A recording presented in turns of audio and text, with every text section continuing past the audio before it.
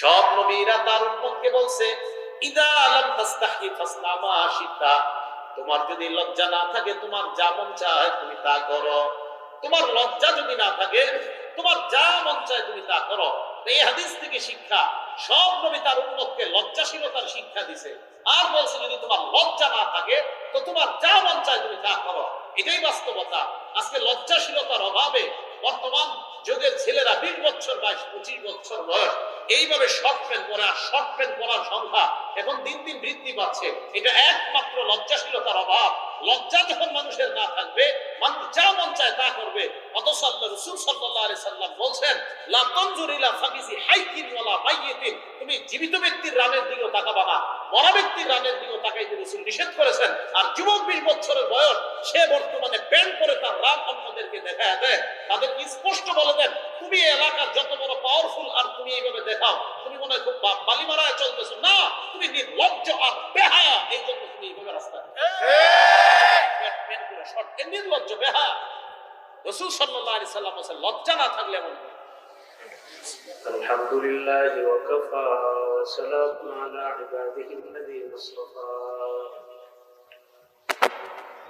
أما بعد فأعوذ بالله من الشيطان الرجيم. بسم الله الرحمن الرحيم.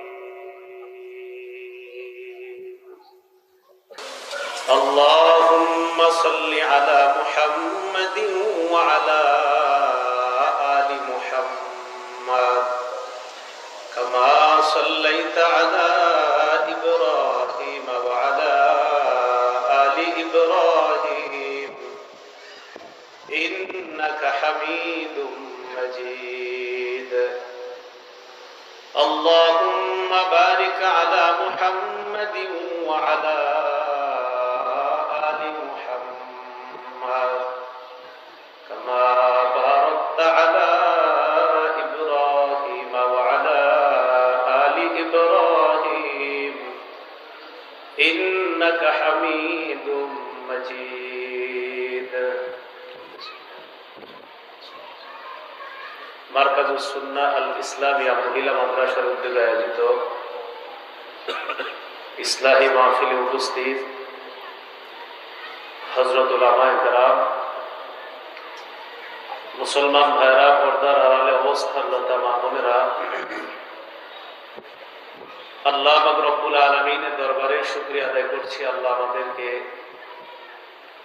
এই মাহফিলে উপস্থিত হওয়ার তৌফিক দান করেছেন, বলি আলহামদুলিল্লাহ।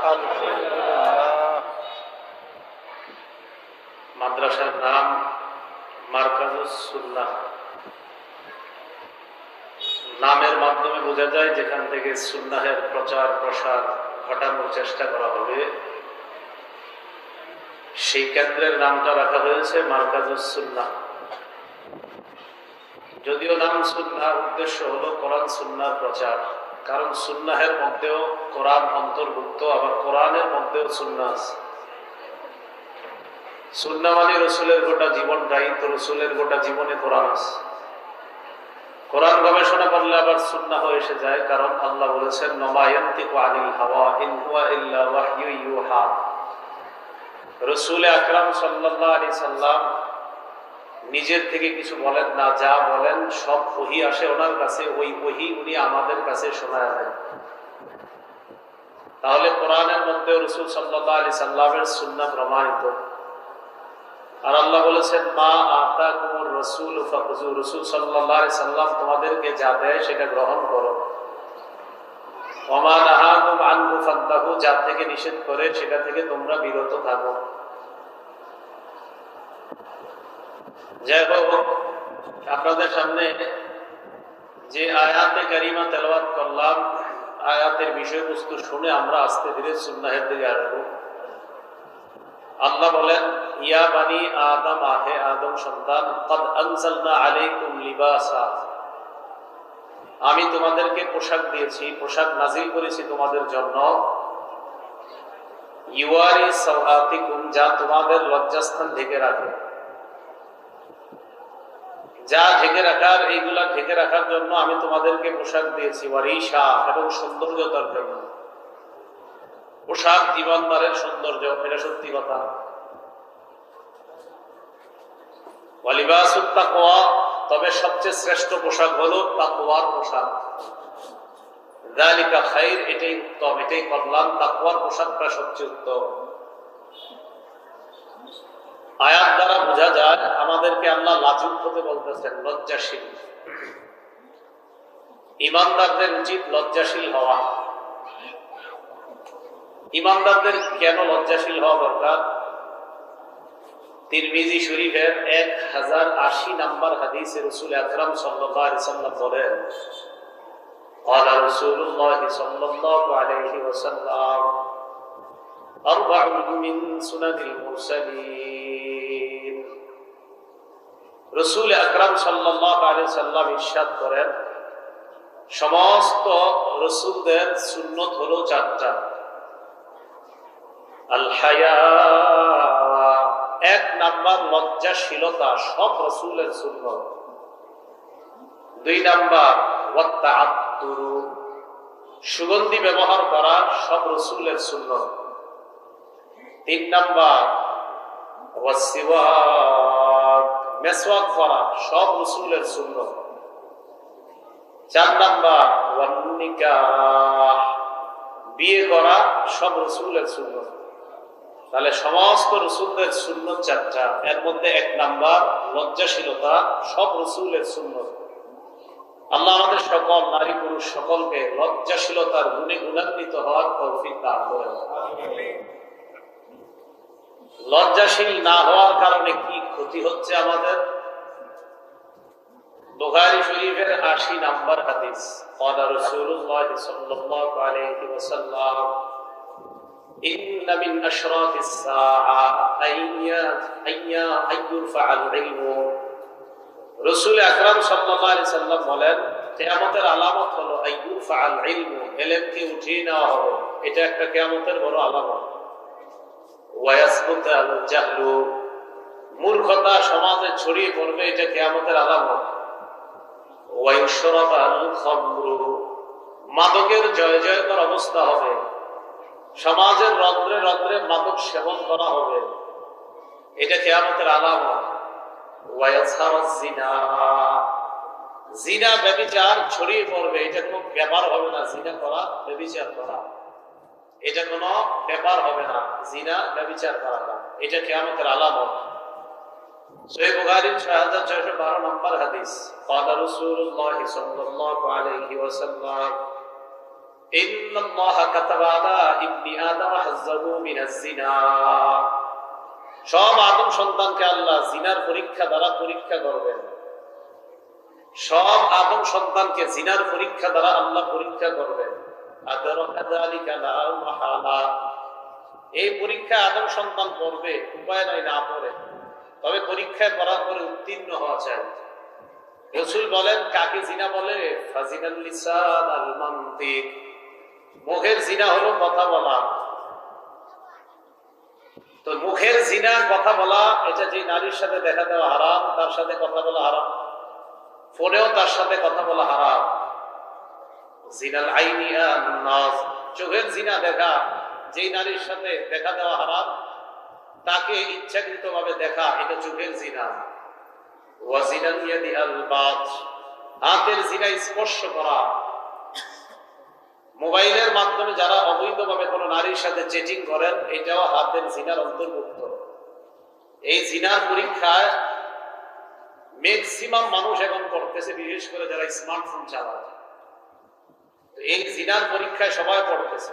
রাসূল আকরাম সাল্লাল্লাহু আলাইহি সাল্লাম বললেন, ইন্না মিন আশরাতিস সাআ আইয়ুরফা আল ইলম, কিয়ামতের আলামত হলো ইলম উঠে নেওয়া হবে। ওয়া ইয়াসবুতাল জাহলু, মূর্খতা সমাজের মধ্যে ছড়িয়ে পড়বে। ওয়া ইউশরাবাল খামরু, মদ পান করা হবে। ওয়া ইয়াসহাবুজ জিনা, ব্যভিচার ছড়ায় পড়বে। ইলম উঠে যাবে কিভাবে? বুখারীর 100 নম্বর হাদিসে আল্লাহ নবী বলেন, ইন্নাল্লাহা লা ইয়াকবিজুল ইলমা, আল্লাহ পাক রব্বুল আলামিন একবার ইলম উঠে দিবেন না, ইনতিজাআন ইয়ানতাজিউহু মিনাল ইবাদ, একবারে এলেম আল্লাহ ছিনায় নিবেন না, ওয়ালাকিন ইয়াকবিজুল ইলমা বিকবজিল উলামা। আলেমদেরকে উঠায় নেওয়ার মাধ্যমে এলেম আল্লাহ উঠায় নিবেন। আলেম উঠায় নেওয়ার মাধ্যমে এলেম আল্লাহ উঠিয়ে নিবেন। আলেমদেরকে উঠিয়ে নেওয়ার মাধ্যমে আল্লাহ পাক রব্বুল আলামিন এলেম উঠিয়ে নিবেন। আব্দুল্লাহ ইবনে মাসউদ রাদিয়াল্লাহু তাআলা আনহু বলেন, ইন্নাকুম ফি জামানিন কাসীরুল খুতাবা কাসীরুল ফুকাহা ওয়া কলিলুল খুতাবা। তোমরা এমন এক জামানা আছো যে জামানার মধ্যে আলেম বেশি বক্তা কম। ইবনে মাসউদ ওই জামানায় বলছে আলেম বেশি বক্তা কম। আলেম বেশি বক্তা কম, আব্দুল্লাহ ইবনে মাসউদ ওই জামানায় বলছে। এরপরে কি কয় দেখেন, কলিলুন সুওয়ালুহু কাসীরুন মু'তুর। এই জামানার মধ্যে মানুষ মানুষের কাছে চায় এমন মানুষের সংখ্যা কম, দানকারীর সংখ্যা বেশি। এরপর বলেন, ওয়াসায়াতি মিন বাদিকুম জামান, তোমাদের পরে এমন একটা যুগ আসবে যে যুগের মধ্যে কলিলুন ফুকাহাউহু, আলেম হবে কম, কাসীরুন খুতাবাউহু, বক্তা হবে বেশি। বক্তা কি হবে? বক্তা কম না বেশি? এখন ওইদের কি আপনাদের শরম করে নাকি? আরে এটা তো আমি, তা আমারে বলতে শরম কি আপনাদের? তো টেনশনের কিছু না। বক্তা এখন কম না বেশি? ইবনে মাসউদ রাদিয়াল্লাহু তাআলা আনহু বললেন, এমন এক যুগ আসবে যে যুগে আলেম হবে কম, বক্তা হবে বেশি। আর কাসীরুন সুওয়ালুহু, মানুষ চাইবে বেশি, কলিলুন মুতুহু, দান করবে মানুষ কম। ওই জামানায় মনে রাখবা, আল হাওয়া কাইদুল লিল আমাল, ওই জামানায় আমলকে পরিচালনা করবে নফস। আমলকে পরিচালনা করবে নফস, হাওয়া কুপ্রবৃত্তি আমলকে পরিচালনা করবে। বর্ণনার শুরুতে ইবনে মাসউদ বলেন, যে জামানায় আলেম হবে বেশি বক্তা হবে কম, ওই জামানায় আমল কুপ্রবৃত্তিকে পরিচালনা করবে। আর যেই জামানায় আলেম হবে কম বক্তা হবে বেশি, ওই জামানায় কুপ্রবৃত্তি আমলকে পরিচালনা করবে। আমল কুপ্রবৃত্তিকে পরিচালনা করা আর কুপ্রবৃত্তি আমলকে পরিচালনা করা। এই যুগ বর্তমানে যুগ, যেই যুগে আমল আমাদেরকে পরিচালনা করে না, বরং আমাদের কুপ্রবৃত্তি আমলকে পরিচালনা করে। তাই মন যা চায় তাই করি আমরা, কেন? নির্লজ্জতার কারণে। এলেম উঠিয়ে নেওয়া হবে, মূর্খতা ছড়িয়ে পড়বে, মাদকের জয় জয়কার অবস্থা হবে, জিনা ব্যভিচার বাড়বে। এখন কথা হলো, এই যে এতক্ষণ ভূমিকা বললাম, এগুলা কেন হবে? বিশেষ করে জিনার ব্যভিচারের মাত্রা বাড়বে কেন? হাদিসের শুরু থেকে বোঝা যায়, এলেম করলে, মূর্খতা বাড়লে মাদক এমনি আসবে। এলেম দ্বারা উদ্দেশ্য ধর্মীয় শিক্ষা। যে সমাজে ধর্মীয় শিক্ষা কমে যাবে, ওই সমাজে মদ কিছু মনে করা হবে না। যে সমাজে ধর্মীয় শিক্ষা কমে যাবে, ওই সমাজের মধ্যে ব্যভিচার এটা কোনো ব্যাপারই হবে না। মোবাইলে একটা নারীর সাথে অবৈধভাবে কথা বলা যে ব্যভিচারের গুনাহ হয়, এটা মানুষ বুঝবেই না, কারণ এলেম কমে যাবে, আলেমের সংখ্যা কমে যাবে। এখন এটা কেন? লজ্জা কমে যাওয়ার কারণে। সবচেয়ে বড় কারণ হলো লজ্জা কমে যাওয়া। বলেন কি কমে যাওয়া? লজ্জা কমে যাওয়া, মূর্খতা বেড়ে যাওয়া, এলেম উঠে যাওয়া। লজ্জার ব্যাপারে 10টা কথা মনে রাখবেন। বলেন কয়টা? 10টা। 1 নাম্বার, ওয়াহাব ইবনে মুনাব্বিহ রাহমাতুল্লাহি আলাইহি বলেন, আল ঈমানু রিয়া, ঈমান হলো একটা খোলা জিনিসের মতো।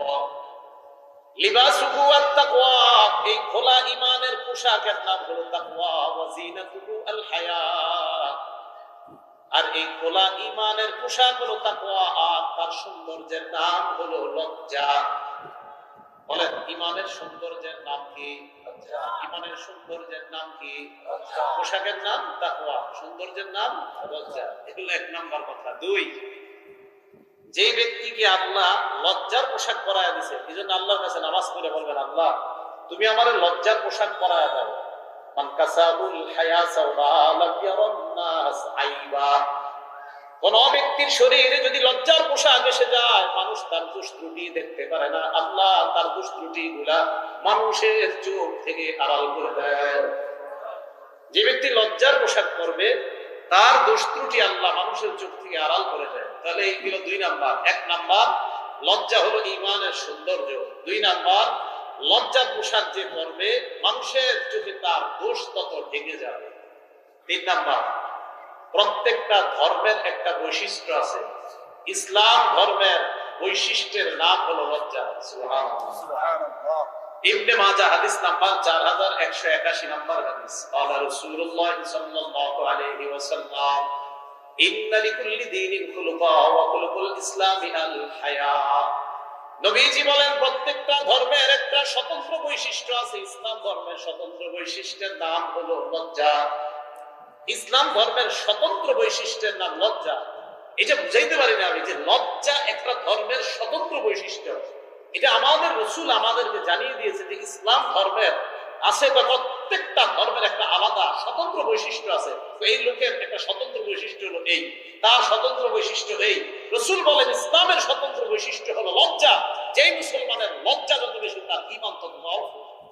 সুবহান। এটা ইসলাম ধর্মের স্বতন্ত্র বৈশিষ্ট্য লজ্জা।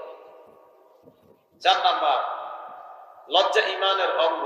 লজ্জা কিসের অঙ্গ? ঈমানের অঙ্গ। মুসলিম শরীফের 59 নাম্বার হাদিস, তাকরার সহ হাদিস। মোট হাদিসের সংখ্যা হবে 7453টা।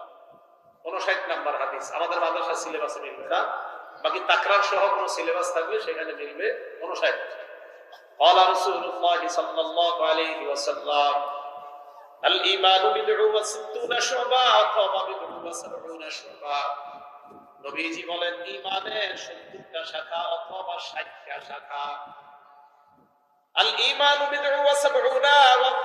আরেক বর্ণনায় অথবা এই বর্ণনায় নবী বলেন আও বিদউ ওয়া সিত্তুনা শুবা, ঈমানের 70টা শাখা অথবা 60টা শাখা। ফাআফযালুহা কাউলু লা ইলাহা ইল্লাল্লাহ। সবচেয়ে শ্রেষ্ঠ শাখার নাম হলো লা ইলাহা ইল্লাল্লাহ। শ্রেষ্ঠ শাখা কি? লা ইলাহা। এটা কেন শ্রেষ্ঠ?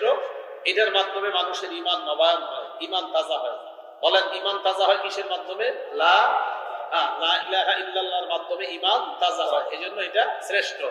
এটা কিতাব আছে নাম মাজমাউজ যাওয়ায়েদ, 2 নম্বর খণ্ড 214 নম্বর পৃষ্ঠা। আবু হুরায়রা রাদিয়াল্লাহু তাআলা আনহু বর্ণনা। قال رسول الله صلى الله عليه وسلم আল্লাহ নবী বলেন জাদ্দিদু ঈমানাকুম, তোমরা তোমাদের ঈমানটা তাজা করো, নবায়ন করো। সাহাবারা বললেন কাইফা নুজাদ্দিদু ঈমানানা ইয়া রাসূলুল্লাহ, ঈমান আবার তাজা করব কিভাবে, ঈমান নবায়ন করব কিভাবে? নবীজি বললেন জাদ্দিদু ঈমানাকুম বিকাউলি লা ইলাহা ইল্লাল্লাহ। ঈমান তাজা করার সিস্টেম হলো বেশি বেশি লা ইলাহা ইল্লাল্লাহ বলবা, আল্লাহ তোমার ঈমান নবায়ন করে দিবেন। তাহলে ইসলাম রাসূল আকরাম সাল্লাল্লাহু আলাইহি সাল্লাম ঈমানের ব্যাখ্যা দিতে গিয়ে বলেন ঈমানের 70 অথবা 60টা শাখা। শ্রেষ্ঠ শাখা হলো লা ইলাহা ইল্লাল্লাহ। এরপরে কি করে দেখেন, ওয়া আদনাহা ইমাতাতুল আযা আনিত তরিক। সবচেয়ে নিম্ন শাখা হলো রাস্তা থেকে কষ্টদায়ক বস্তু সরায় দেওয়া। নিম্ন শাখা কোনটা? এবারে নিম্ন শাখাটার কি দাম দেখেন। নিম্ন শাখা কি বললো? রাস্তা থেকে কষ্টদায়ক বস্তু সরায় দেওয়া। এটারও অনেক দাম। সহিহ বুখারী হাদিস নাম্বার 652 নম্বর হাদিস। এই হাদিসে রাসূল কি বলে দেখেন, قال رسول الله صلى الله عليه وسلم بينما رجل يمشي بطريق وجد غصن شوك على الطريق। এক ব্যক্তি রাস্তায় হাঁটতেছে, হাঁটার সময় একটা কাঁটা পায়, ইটের টুকরা পায় অথবা কলার ছিলকা পেয়ে রাস্তা থেকে সরায় দেয়। রাস্তা থেকে সরায় দেয় এই নিয়তে আমার কোন মুসলমান ভাই যেন কাঁটাবিদ্ধ না হয়, আমার কোন মুসলমান ভাই যেন ইটের টুকরায় তার পাটা লেগে আমার কোন মুসলমান ভাই যেন কষ্ট না পায়। এই নিয়তে ওই মুসলমানের কষ্ট হয় এমন জিনিসগুলা যদি রাস্তা থেকে সরায় দেয়, নবীজি বলেন সরায় দেওয়ার সাথে সাথে শাকারাল্লাহু লা, 1 নাম্বার আল্লাহ ওই বান্দার প্রতি সন্তুষ্ট হয়ে যায়। 2 নাম্বার ওয়াগফার লা, অতীতের সব অপরাধ আল্লাহ মাফ করে দেয়। তাহলে সর্বনিম্ন শাখাটার মর্যাদা কি কম না অনেক বেশি? এই সর্বনিম্ন শাখার এই অবস্থা, যেটা যদি সরান আপনি আপনার আগের গুনাহ কিউলা আল্লাহ মাফ করে দেয়। তো এটা সরানোর মধ্যে অনেক ফায়দা। আল্লাহ আমাদেরকে আমলটা করার তৌফিক দান করে। এখন দেখেন যে বিষয়টা রাসূল বুঝায়, শ্রেষ্ঠ শাখা বললেন লা ইলাহা ইল্লাল্লাহ, নিম্ন শাখা বললেন কষ্টদায়ক বস্তু সরায় দেওয়া। এখন একটু বুঝেন, আমি এই দুইজনের নামে আলোচনা করলাম আপনাদের সামনে। এইখানে ওলামায়ে কেরাম যারা স্টেজে বসা সবার ব্যাপারে আমি আলোচনা করলাম। প্রথমে বললাম ওনাদের মাঝে শ্রেষ্ঠ হলো তিনি, আর ওনাদের মাঝে সবচেয়ে কম হলেন তিনি। এটা বলার পরে আবার বললাম এই শুনেন এই লোকটার আবার আলাদা মর্যাদা আছে। তাহলে বোঝা যায় প্রথমে আমি সবার মাঝে দুই লোকের বর্ণনা দিলাম, শেষে আলাদা একজনের বর্ণনা দিলাম, তার মানে ওটার গুরুত্ব আছে বেশি বলে আমি আলাদা করে শেষে ওইটা বর্ণনা দিলাম, ঠিক না? এবার নবীজি কয়টা বর্ণনা দিছে? দুইটা। লা ইলাহা ইল্লাল্লাহর বর্ণনা দিলেন, আর রাস্তা থেকে কষ্টদায়ক বস্তু সরায় দেওয়ার বর্ণনা। মাঝের বর্ণনাগুলো কিন্তু দেয় নাই, 70 বা 60টা শাখার বর্ণনা দেয় নাই, বাকি শ্রেষ্ঠটা আর নিম্নটা বলছেন। এরপর আলাদা গুরুত্ব দিয়ে একটা কথা বলছে, দেখেন, ওয়াল হায়াউ শুবাতুন মিনাল ঈমান। আল্লাহ নবী বলেন লজ্জা হলো ঈমানের অঙ্গ। কি বললেন? লজ্জা ঈমানের অঙ্গ। তাহলে এটা আলাদা কেন বললেন? শোনো, ঈমানের 70টা শাখা অথবা 60টা শাখা, শ্রেষ্ঠ হলো লা ইলাহা ইল্লাল্লাহ, সর্বনিম্নটা হলো রাস্তা থেকে কষ্টদায়ক বস্তু সরায় দেওয়া। উম্মত শোনো শোনো, আলাদা স্পেশাল একটা কথা আছে, লজ্জাশীলতা এটা হলো ঈমানের অঙ্গ। কোন মুমিনের যদি লজ্জাশীলতা বেড়ে যায়, বুঝতে হবে তার ঈমানের অঙ্গ, এটার পাওয়ার অনেক বৃদ্ধি পায় দিন দিন, আর আল্লাহর কাছে সে মর্যাদাবান। তাহলে আলাদা বললেন লজ্জার কথা। এগুলো 4 নাম্বার। 5 নাম্বার, আমার আঙ্গুলের দিয়ে তাকান, এই ঈমান দেখেন, দেখেন, এটার নাম ঈমান। বলেন এটার নাম কি? ঈমান। এটার নাম লজ্জা। এটার নাম কি? একসাথে আছে না আলাদা? আলাদা আছে না? এবার দেখেন, একসাথে না আলাদা? এবার একসাথে না আলাদা? হ্যাঁ, নবীজি কি বলে দেখেন, কিতাবের নাম আল জামিউস সগীর, হাদিস নাম্বার 1959 নাম্বার হাদিস, ইমাম সুয়ুতী রাহমাতুল্লাহ আলাইহি লেখা। ক্বালা রাসূলুল্লাহ সাল্লাল্লাহু আলাইহি ওয়াসাল্লাম ইন্নাল হায়া ওয়াল ঈমান কুরিনা জামিআ। নবীজি বলেন লজ্জা এবং ঈমান এই দুইটা হলো একটা আরেকটার সাথে এইভাবে জড়িত। এবং ফাইদা রুফিয়া আহাদুহুমা, দেখেন দুইটার একটা যদি উঠে যায়, এই যে আলাদা হয়ে গেছে। নবীজি বলেন ফাইদা রুফিয়া আহাদুহুমা, দুইটার একটা যদি উঠে যায়, রুফিয়াল আখার, অপরটা এমনি উঠে যায়। এই দেখেন, আপনার লজ্জা ঈমান, নবীজি বলেন একসাথে আছে। আচ্ছা বান্দা, উম্মত তোমার লজ্জা কমতেছে, আহা ঈমানের পাওয়ার কমতেছে, আরো কমতেছে, হ্যাঁ ঈমানের পাওয়ার কমতেছে, আরো কমতেছে, হ্যাঁ কমতেছে, কমতে কমতে ঈমানটাই চলে যাবে। রাসূল বললেন লজ্জা ঈমান এইভাবে থাকবে, এইভাবে না, এইভাবে থাকবে। লজ্জা আর ঈমান এইভাবে থাকবে। রাসূল বলেন একটা কমবে আর একটা কমবে। আল্লাহ আমাদের সকলকে কথাগুলোর গুরুত্ব উদ্ধাবন করার চেষ্টা করার তৌফিক দান করুন। 6 নাম্বার, লজ্জাশীল জান্নাতে থাকবে। সুবহানাল্লাহ। লজ্জাশীল কোথায় থাকবে? জান্নাতে থাকবে। তিরমিজি শরীফের 2009 নাম্বার হাদিস। ক্বালা রাসূলুল্লাহ সাল্লাল্লাহু আলাইহি ওয়াসাল্লাম, দেখেন নবীজি কি বলেন, আল হায়াউ মিনাল ঈমান ওয়াল ঈমানু ফিল জান্নাহ। এই যে দেখেন, এটার নাম জান্নাত, এটার নাম ঈমান, এটার নাম লজ্জা। নবীজি বলেন লজ্জা ঈমানের অঙ্গ, ওয়াল ঈমানু ফিল জান্নাহ, ঈমান হলো জান্নাতে। তাহলে জান্নাতে যাওয়ার জন্য দরকার ঈমান, ঈমানের পাওয়ারের জন্য দরকার লজ্জা। সুবহানাল্লাহ। এই যে জান্নাত, এই যে ঈমানদার, ঈমানদারের পাওয়ার হবে লজ্জা থাকলে। রাসূল বললেন জান্নাত, ঈমান, লজ্জা। লজ্জা হলো ঈমানের অঙ্গ, ঈমান হলো জান্নাতে থাকবে। তো লজ্জা যত বাড়বে ঈমান তত পাওয়ারফুল হবে, আর ঈমান যত পাওয়ারফুল হবে তত দ্রুত তুমি জান্নাতে যাবে। সুবহানাল্লাহ। 7 নাম্বার, যে ব্যক্তি লজ্জাশীলতার গুণে গুণান্বিত হয়, আল্লাহ রব্বুল আলামিন ওই বান্দাকে ভালোবাসে।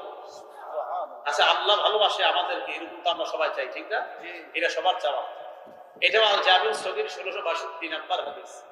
ক্বালা রাসূলুল্লাহ সাল্লাল্লাহু আলাইহি ওয়াসাল্লাম, আল্লাহ নবী বলেন ইন্নাল্লাহা ইযা আনআমা আলা আবদিন, আল্লাহ রব্বুল আলামিন কোন বান্দার উপর যখন নিয়ামত দান করেন, ইউহিব্বু আইয়ারা আথারান নি'মাতি আলাইহি, আল্লাহ বান্দা ওই নিয়ামতটা তার শরীরে দেখতে চায়, এটা আল্লাহ পছন্দ করেন। আল্লাহ কোন বান্দাকে নিয়ামত দিলে ওই নিয়ামতটা প্রকাশ পাক, এটা আল্লাহ পছন্দ করেন। এবার রাসূল সাল্লাল্লাহু আলাইহি সাল্লাম শেষের দিকে দুইটা কথা বলেছেন, ইউগিজুস সাইলাল মুলহিফা, যেই ব্যক্তি নাছুরবান্দা হয়ে ভিক্ষা করে তাকে আল্লাহ ঘৃণা করে, নাছুরবান্দা হয়ে ভিক্ষা করে তাকে আল্লাহ ঘৃণা করে। আপনি এই মাঝে মাঝে গাড়িতে বসে আমি কিতাব পড়তে থাকি, তো হঠাৎ গাড়িতে এসে নক করে কি জানি ঘটনা কি, তো হয়তো কোনো ভিক্ষুক নক করছে আপনার, তো প্রথমে হয়তো খেয়াল করি না, বারবার নক করতে করতে এক পর্যায়ে এত জোরে মারে মনে হয় কাজ ভেঙে যাবে। এইভাবে তাকানোর পর তারপরে যদি আপনি না দেন, বারবার এইভাবে নক করতে থাকে, নাছুরবান্দা দিতেই হবে। এরপরে আবার বর্তমানে 2 টাকার নোট দিলে আপনার নিবে না, একটু বেশি দিতে হবে, ঝামেলা।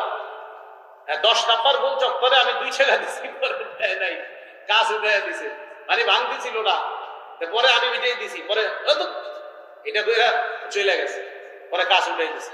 নাসর বান্দা হয়ে যে ভিক্ষা করে, ইউকদিজু সাইলাল মুলহিফা, যে ব্যক্তি নাসর বান্দা হয়ে ভিক্ষা করে, তা ভিক্ষা করা জরুরি না, এরপরেও করে, সম্পদ অডেল হয়ে যাওয়ার পরেও ভিক্ষা করে, নাসর সেটা ভিক্ষা করবে। আরেকটা হলো আপনার থেকে দিতেই হবে নাসর বান্দা, আপনি ভিক্ষা চাইছেন, দেওয়া না দেওয়া তার ব্যাপার, কিন্তু না দিতেই হবে, তাকে আল্লাহ ঘৃণা করে। এবার কি বলে দেখেন, ওয়ায়ুহিব্বুল আফিফা আল মুতাআফফিফা আল হাইয়্যা, যেই ব্যক্তি লজ্জাশীলতার কারণে মানুষের কাছে চাইতে পারে না, অভাব অনটনের মধ্যে কাটায়, এরপরে মানুষের কাছে বলে না, এমন লাজুক বান্দাকে আল্লাহ ভালোবাসেন। মানুষে বলতে পারে না, লজ্জাশীল, তাই মানুষের কাছে বলেও না কখনো, তাকে আল্লাহ মহব্বত করেন। আল্লাহ আমাদের সকলকে আল্লাহ মাহবুব বান্দা হওয়ার তৌফিক দান করেন।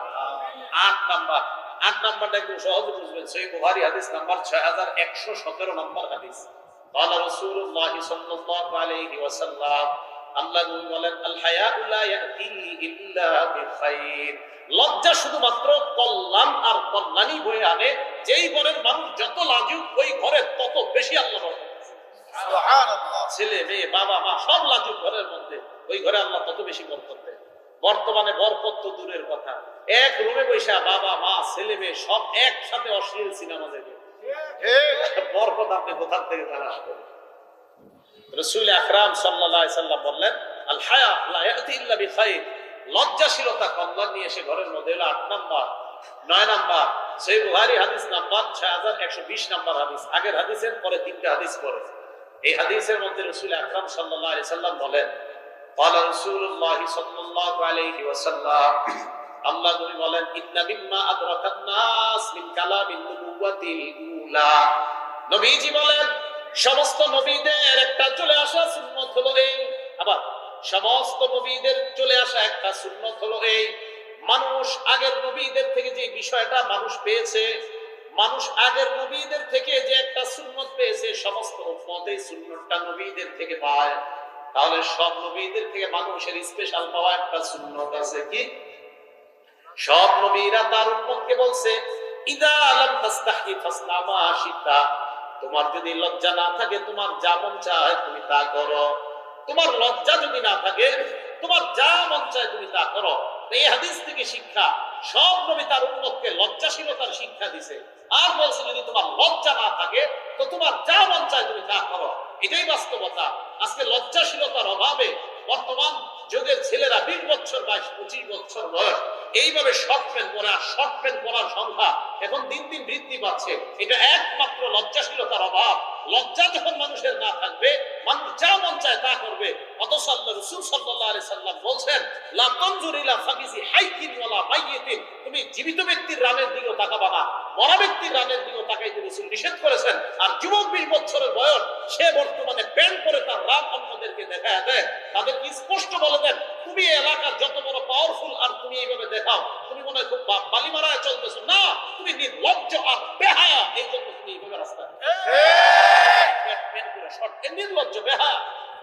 রাসূল সাল্লাল্লাহু আলাইহি সাল্লাম বলেছেন, লজ্জা না থাকলে এমন শর্ট প্যান্ট পরার সংখ্যা এখন শহরে বাড়ছে, এদিকে খবর জানি, মেন শহরে খুব বাড়ছে প্যান্ট পরে, শর্ট প্যান্ট। রাসূল আকরাম সাল্লাল্লাহু আলাইহি সাল্লাম বললেন, মরা ব্যক্তির রান দেখতে নিষেধ করছে, আর উনি জীবিত ব্যক্তি আমাদেরকে দেখায়। আল্লাহ হেফাজত করেন। তো 9 নাম্বার, লজ্জাশীলতা না থাকলে মানুষ যা মন চায় তা করে। তো লজ্জার অভাবে মদ খাবে, লজ্জার অভাবে চিপায় চুপায় আপনার ইয়াবা, ফেন্সিডিল ইত্যাদি, এগুলো এখন কিছু মনে করবে না। এটা যে অপরাধ প্রবণতা, যে অপরাধ প্রবণতা থাকা দরকার মানুষের মাঝে, এটাই থাকবে না, সেইটাকে অপরাধ মনে করবে না। বললাম না আপনাদেরকে, কি বলবেন, স্মার্টফোনের এটাই সবচেয়ে বড় সফলতা, যে 2 জন অপরিচিত ব্যক্তিকে জিনার মধ্যে লিপ্ত করিয়ে দিচ্ছে মোবাইলে, আর জিনাকারী নারী পুরুষ বুঝতেই পারছে না, শয়তান এটার মাধ্যমে তাদেরকে জিনায় লিপ্ত করছে। এখন চিপটা আসতে হয়েছে কেন? সবারই তো এটা আছে, আমি জানি না। এই হলো 9 নাম্বার। তাহলে 9 নাম্বার, তোমার লজ্জা না থাকলে তোমার যা মন চায় তুমি তা করো। 10, কোন জিনিসের মধ্যে লজ্জাশীলতা যত বাড়বে, এটার সৌন্দর্য তত বাড়ে। তিরমিজি শরীফের 1900, বাংলাদেশ স্বাধীন হয়েছে কয় সালে? হ্যাঁ, তিরমিজি শরীফের 1974 নাম্বার হাদিস, সহজে মনে রাখবেন। স্বাধীন 71, হাদিস নাম্বার 1974, তিরমিজি শরীফের। قال رسول الله صلى الله عليه وسلم ما كان الفحش في شيء إلا شانه وما كان الحياء في شيء إلا زانه। নবীজি বলেন কোন জিনিসের মধ্যে যদি অশ্লীলতা থাকে ওই জিনিসের ময়লা বাড়তে থাকে। অশ্লীলতা যে জিনিসের মধ্যে, নির্লজ্জতা যে জিনিসের মধ্যে, এই জিনিসের কদর্যতা বাড়তেই থাকে, এই জিনিসের খারাপই বাড়তেই থাকে। হাদিস দ্বারা বোঝা যায় কোন নারী যদি বেপরদায় চলে তার মধ্যে কদর্যতা ময়লা বাড়তেই থাকে দিন দিন। হ্যাঁ, বেপরদা চলে। ওয়ামা কানাল হায়াউ ফি শাইইন ইল্লা জানা। কোন জিনিসের মধ্যে যদি লজ্জাশীলতা থাকে তার সৌন্দর্য আরো বাড়ায় দেয় আল্লাহ। এই জন্য দেখা যায় যারা নারীদের মধ্যে যারা পর্দা করে, এই পর্দার কারণে, শুধুমাত্র পর্দা করার কারণে আল্লাহ রাব্বুল আলামিনের পক্ষ থেকে এই নারীদেরকে আল্লাহ পাক আলাদা একটা মর্যাদায় ভূষিত করেন। শুধু তাই নয়, আমরা দোকানে যখন কোনো কিছু কিনতে যাই, যে জিনিসটা সামনে ঝুলায় রাখে, এটা দেখা বলি ভাই এই জাতীয় কি গোডাউনের মধ্যে আছে আপনার, এই জাতীয় সোয়েটারটা কি ওখানে আছে, কেন আপনি এটা নেন না? কেন এইটা কেন নেন না যেটা ঝুলে আছে? তো ময়লাটা নেন না কেন? তার মানে ময়লাটা আপনি চান না, ভিতরে আছে যিনি ওইটা চান। তার মানে দামি জিনিস গোপন থাকে, তাই না? দামি জিনিস বলেন তো সবচেয়ে দামি কে আসমান জমিনে? আসমান জমিনে কে সবচেয়ে দামি? আল্লাহ। আর কে দামি? সবাই বলেন আসমান জমিনে, গোটা সৃষ্টি, সব এই গোটা আসমান জমিন সব কিছুর মধ্যে সবচেয়ে দামি কে? দেখা যায় দামি জিনিস গোপন থাকে। দামি জিনিস সময় মতো দেখা যায়, এমনি গোপন থাকে। সময় কখন? আমরা জান্নাতে ইনশাআল্লাহ আল্লাহকে দেখবো। এই জন্য দামি জিনিস গোপন। নারী পর্দার মধ্যে থাকবে, তার স্বামী তাকে সময় মতো দেখবে। দামি জিনিস গোপন থাকে, এটা সৌন্দর্যতা বাড়ে, মর্যাদা বাড়ে। বুঝাইতে চাইলাম, লজ্জাশীলতা যার মধ্যে যত বেশি হবে তার সৌন্দর্যতা আল্লাহ তত বাড়িয়ে দিবে। তো ব্যভিচারের মূল কারণ কি বললাম? যে ব্যভিচার আমরা শুধুমাত্র একটা বিষয়কে মনে করি না, চোখেরও ব্যভিচার হয়, হাতেরও ব্যভিচার হয়, জবানের ব্যভিচার হয়, পায়ের ব্যভিচার হয়। এগুলোর মূল কারণ লজ্জাশীলতার অভাব। মানুষের মধ্যে লজ্জাশীলতা কমে গেছে। এখান থেকে উত্তরণের কি উপায়? এইটা থেকে উত্তরণের উপায় কি? উপায় রাসূল আকরাম সাল্লাল্লাহু আলাইহি সাল্লাম বলে দিয়েছেন। খুব ভালো করে শুনেন। নাসাই শরীফ হাদিস নাম্বার 4191 নাম্বার হাদিস।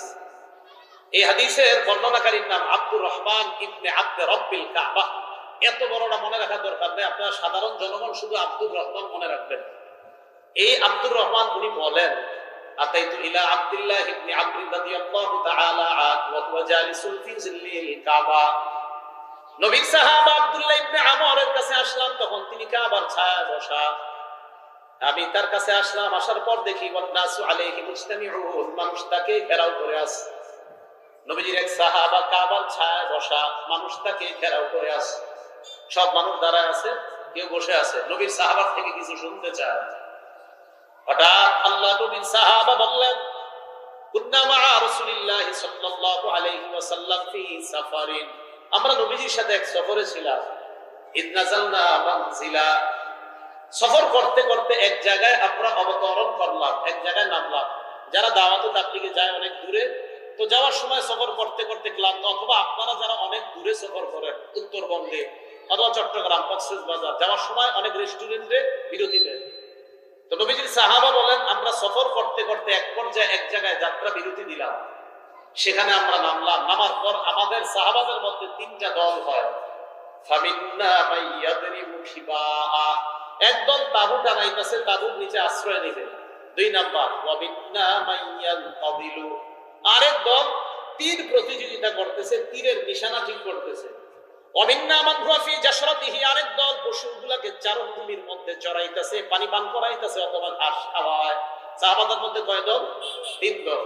আমরা সফরে গেলাম, ওই সফরের মধ্যে আমাদের মধ্যে তিনটা গ্রুপ হয়ে যায়। যাত্রা বিরতি দেওয়ার পর এক দল তাবু টানায়, আরেক দল মাইয়ানতাদিলু, যারা তীরের প্রতিযোগিতা করে, আরেক দল চারণভূমিতে পশুকে পানি পান করায় অথবা আস্তাবলের মধ্যে পশুকে রক্ষণাবেক্ষণ করতেছে। আর এক হাদিসের মধ্যে আছে, সফর করতে করতে বিভিন্ন জায়গায় থামো, পশুকে ঘাস পানি খাওয়ানোর ব্যবস্থা করো। আবু দাউদের বর্ণনা আছে। তো রাসূল আকরাম সাল্লাল্লাহু আলাইহি সাল্লাম, ওনার সাহাবারা চারদিকে এভাবে বিক্ষিপ্ত হয়ে তিনটা দলে বিভক্ত। ইজনাদা মুনাদি রাসূলিল্লাহি সাল্লাল্লাহু আলাইহি ওয়াসাল্লাম, নবীজির সাহাবা, লা হাওলা ওয়ালা কুওয়াতা ইল্লা বিল্লাহ, নবীজির সাহাবা একজন এইভাবে মাঠের সামনে গেছে, যাওয়ার পর তিন দল তাদের সামনে দাঁড়ায়া আল্লাহ রাসূল সাল্লাল্লাহু আলাইহি ওয়াসাল্লামের সাহাবা সবাইকে ডাক দিয়ে বললেন, আসসালাতু জামিআ, নামাজের সময় হয়ে গেছে, তোমরা নামাজে আসো। সাহাবারা বললেন, ফাস্তামানা, আমরা নামাজে গেলাম। সবাই একত্রিত হইলাম, হওয়ার পর কামা ফিনা রাসূলুল্লাহ ওয়া খাতাবা, আল্লাহ নবী আমাদের সামনে দাঁড়িয়ে ভাষণ দিলেন। ভাষণের মধ্যে বললেন, শোনো তোমরা, ইন্নাহু লাম ইয়াকুন নাবিয়্যুন ক্বাবলি ইল্লা কানা হাক্কান আলাইহি আইয়াদুল্লা উম্মাতাহু আলা খায়র মা ইয়ালামুহু খায়রান লাহুম ওয়া ইউনকিযু উম্মাতাহু আলা মা ইয়ালামুহু শাররান লাহুম। নবী সাল্লাল্লাহু আলাইহি সাল্লাম সাহাবাদেরকে বললেন, সাহাবারা, আমার পূর্বে যত নবী দুনিয়াতে আসছে সব নবীর মৌলিক দুইটা দায়িত্ব ছিল। বলেন, সব নবীর মৌলিক দায়িত্ব, এক নাম্বার উম্মতকে যা কল্যাণ এই বিষয়ে জানায় দেওয়া, আর যা অকল্যাণকর তা থেকে সতর্ক করে দেওয়া। এবার নবীজি বলে, আমিও তোমাদেরকে সতর্ক করে দিচ্ছি, এগুলা অকল্যাণকর আর এগুলা কল্যাণকর। এবার নবীজি সাল্লাল্লাহু আলাইহি সাল্লাম বলেন, ইন্না উম্মাতাকুম হাদিহি ক্বাদ জুইলাত আফিয়াতুহা, আমার উম্মতের প্রথম দিকের তোমরা যারা, তোমাদেরকে আমার খাতিরে তোমাদেরকে নিরাপত্তা দেওয়া হয়েছে, তোমরা অতটা বিপদ আপদে পড়বা না। এবার আমাদের ব্যাপারে কি বলে দেখেন, ওয়া ইন্না উম্মাতাকুম অথবা ওয়া ইন্না আখিরা উম্মাতিকুম হাযিহি, তোমাদের শেষ জামানার উম্মত যারা হবে, আল্লাহ নবী বলেন, সাইসিবুহুম বালাউন ওয়া উমুর, আমার শেষ জামানার উম্মতের উপর একের পর এক বিপদ আসতে থাকবে, পরীক্ষা আসতে থাকবে। ইউনকিরুনাহা, আমার উম্মত ওই গজবগুলোকে অপছন্দ করবে। করোনা ভাইরাসকে পছন্দ করছে? হ্যাঁ, অপছন্দ করছে। তা আমার উম্মতের কাছে গজব আসবে, তবে ফায়ুদাত্তিকু বাদুহা আলা বাদ, দেখেন কি কয়, অথবা লিবাদ, আমার উম্মতের উপর একের পর এক গজব যখন আসবে, আগের গজবটা আর পরের গজবটা, উম্মত পরের গজবটা দেখার পর আগের গজবটা কিছুই মনে করবে না। এই হাদিস দ্বারা আমি টেনশনে আছি, পরে যে গজব আসবে, ওই গজব আসার পরে করোনা আমাদের কাছে কিছুই মনে হবে না। এই অপেক্ষা থাকেন। কেন?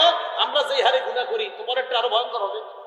সূরা শূরা আয়াত নাম্বার 30, ওয়া আসাবাকুম মিন মুসিবা, তোমাদের উপর যে বিপদ আসে, ফাবিমা কাসাবাত আইদিকুম, হাতে টেনে নিয়ে আসো তোমরা, হাতের কামাই তো হাতেই তো আমরা টেনে নিয়ে আসতেছি। ওলামায়ে কেরাম আর কিভাবে বুঝাবে মানুষকে যে ভাই আমাদের গুনাহের কারণে গজব আসে, এরপরে গুনাহ করে।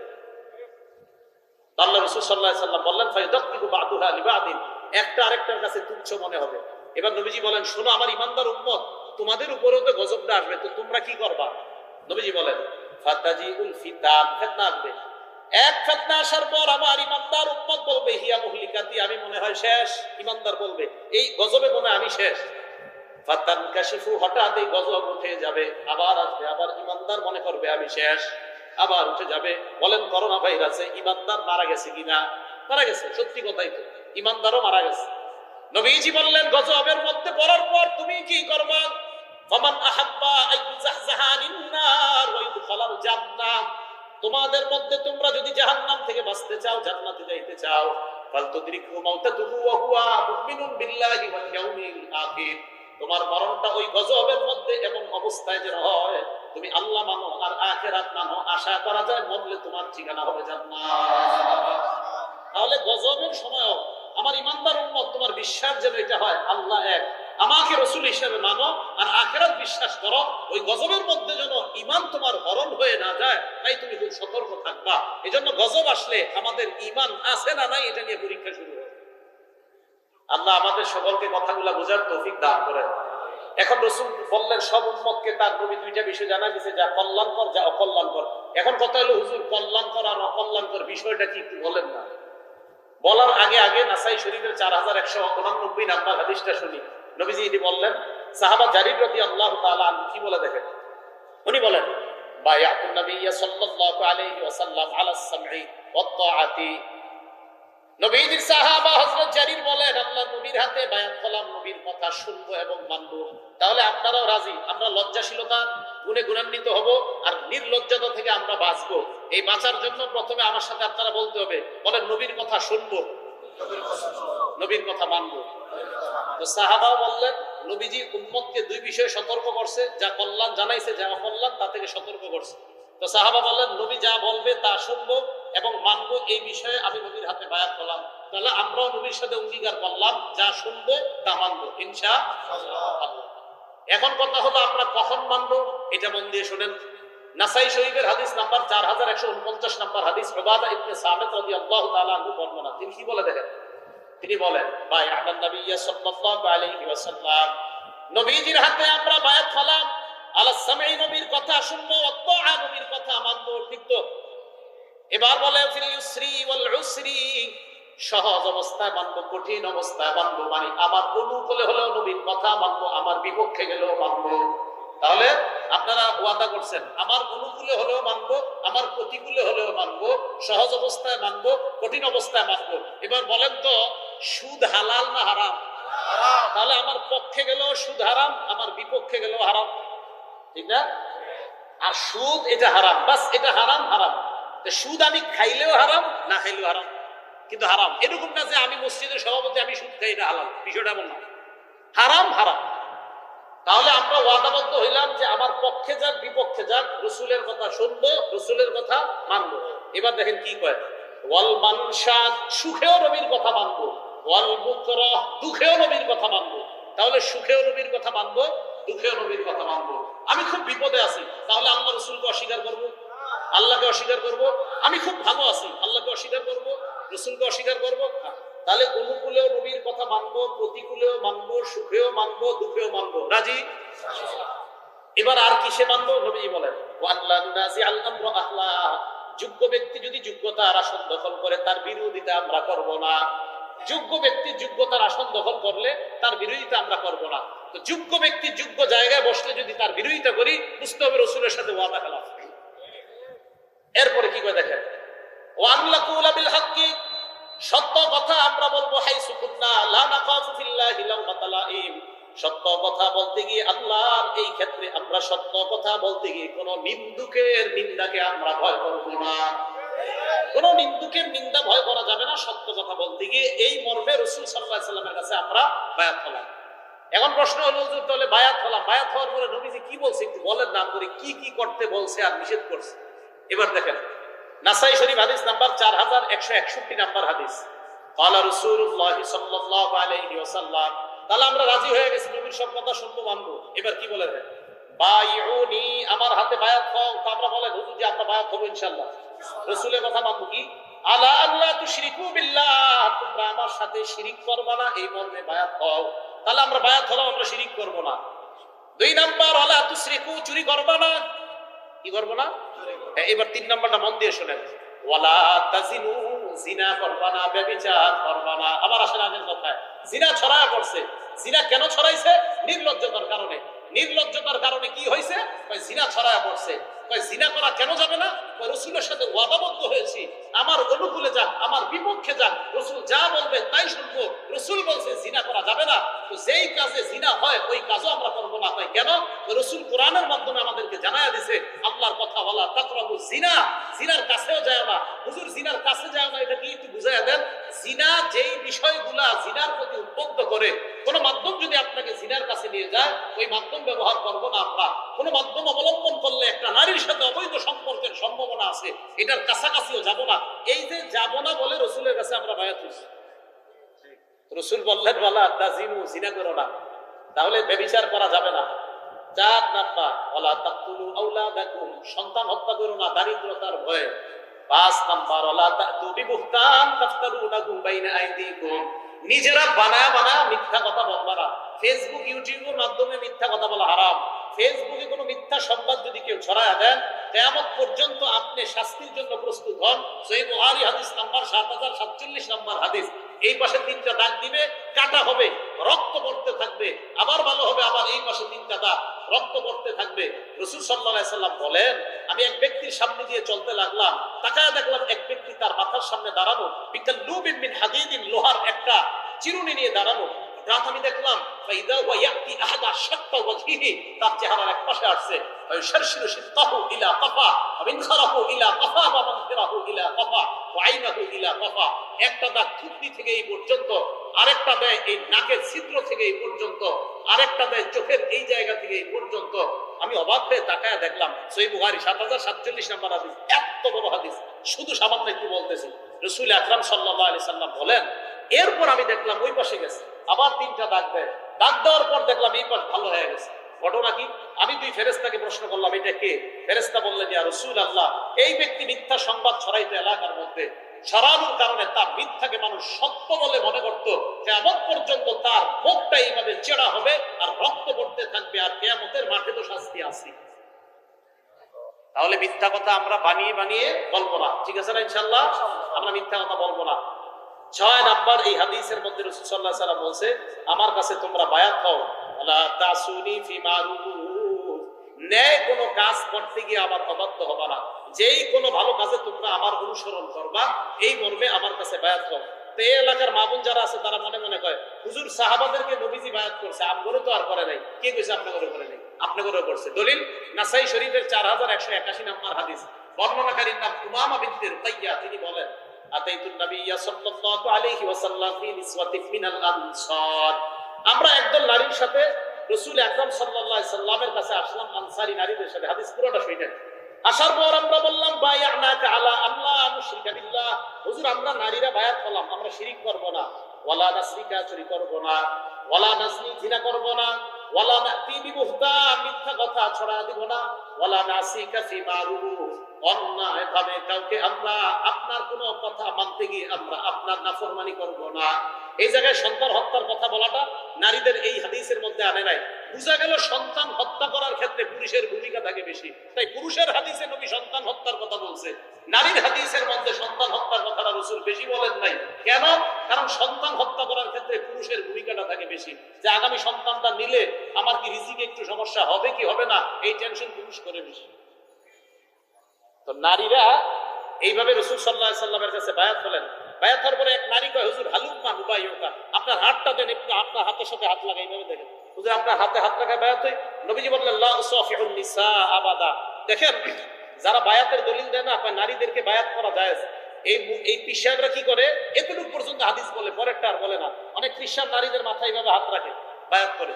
তো এতটুকু হাদিস বইলা বলে, এই যে হাদিসে আছে নারীরা বায়াত করছে রাসূল, কিন্তু এরপরে যেই কথাটা সেটা বলে না। কোন কথাটা? এই যে এটা, এক নারী কয়, হুজুর আপনার হাতে হাত রেখে বায়াত হই। নবীজি বললেন, লা উসাফিহুন নিসা আবাদা, কোন নারীর সাথে আমি জিন্দেগিতে মুসাফা করি না, কোন নারীর শরীর স্পর্শ করা হারাম। রাসূল পর্যন্ত কোন নারীকে স্পর্শ করে বায়াত করে নাই। অতএব বায়াতের হাদিস পুরাটা বলতে হবে, এতটুকু বইলা বাকি অংশ গোপন করা এটা ঠিক হবে না। তাহলে বলেন তো, পুরা হাদিস বললে কি বোঝা যায়? নারীদের মাথায় হাত দিয়ে, হাতে হাত দিয়ে বায়াত করা জায়েজ না হারাম? রাসূল আকরাম সাল্লাল্লাহু আলাইহি সাল্লাম পুরুষদেরকে বললেন এগুলা মানতে হবে, নারীদেরকে বললেন মানতে হবে।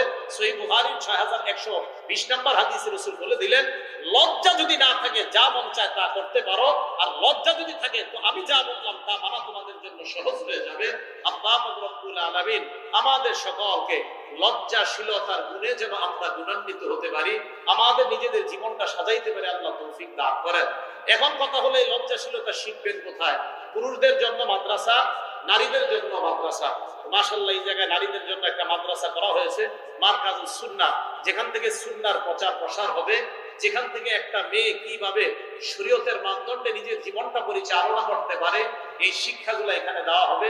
এই জন্য আমরা রাসূল আকরাম সাল্লাল্লাহু আলাইহি সাল্লামের আদর্শ পুরা সমাজের মধ্যে বাস্তবায়ন কিভাবে হয়ে যায়, এই চেষ্টা করার লক্ষ্যে নারীদের মাঝেও যেন আল্লাহ রাসূলের আদর্শ বাস্তবায়ন হয়, এই জন্য নারীদের মাদ্রাসার প্রয়োজনীয়তার দিকে লক্ষ্য রেখে এই এলাকায় মারকাজুস সুন্নাহ ইসলামিয়া মহিলা মাদ্রাসাটা করা হয়েছে। তো আপনারা এই মাদ্রাসার সাথে আন্তরিকভাবে মহব্বত রাখবেন, মা বোনরাও মাদ্রাসার সাথে মহব্বত রাখবেন। এমন কিছু মাসালা আছে যে মাসালাগুলা একটা মা বোন কোন পুরুষকে জিজ্ঞাসা করা কষ্টকর হয়ে যায়। আপনি কি করবেন? আপনি একটা মেয়ের মাধ্যমে এই মাসালাটা জেনে নেওয়া আপনার জন্য সহজ হবে। তাই মেয়েদেরকে ইসলামী শিক্ষায় শিক্ষিত হওয়া এটা সমাজের চাহিদা, যুগের চাহিদা এবং সময়ের চাহিদা। এবং একটা মেয়ে শিক্ষিত হওয়ার পর তার পেটে যে সন্তানটা আসবে, আশা করা যায় ওই সন্তানটাও কিভাবে ইসলামী আদর্শে বড় হতে পারে, ওই মেয়েটাও সন্তানের দিকে মা হিসাবে এই খেয়াল রাখবে। আল্লাহ রাব্বুল আলামিন আমাদের সকলকে যে কথাগুলা শুনলাম বললাম, আমি সহ সবাইকে আমল করার তৌফিক দান করেন। আজকে থেকে আমার যেন লজ্জাশীলতা আল্লাহ বেশি বাড়ায় দেয়, পাশাপাশি আপনার লজ্জাশীলতাও যেন আল্লাহ বাড়ায় দেয়। আমিন ওয়া আখিরু দাওয়ানা আনিল হামদুলিল্লাহি রাব্বিল আলামিন। আসসালামু আলাইকুম ওয়া রাহমাতুল্লাহি ওয়া বারাকাতুহু।